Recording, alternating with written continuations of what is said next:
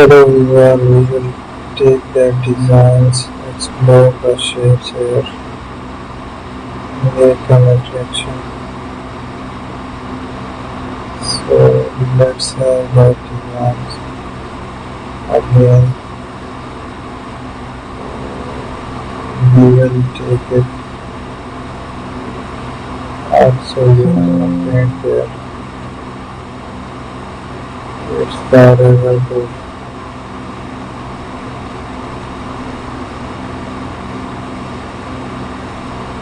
So there we are going to add a paint here. So let's use the result tool.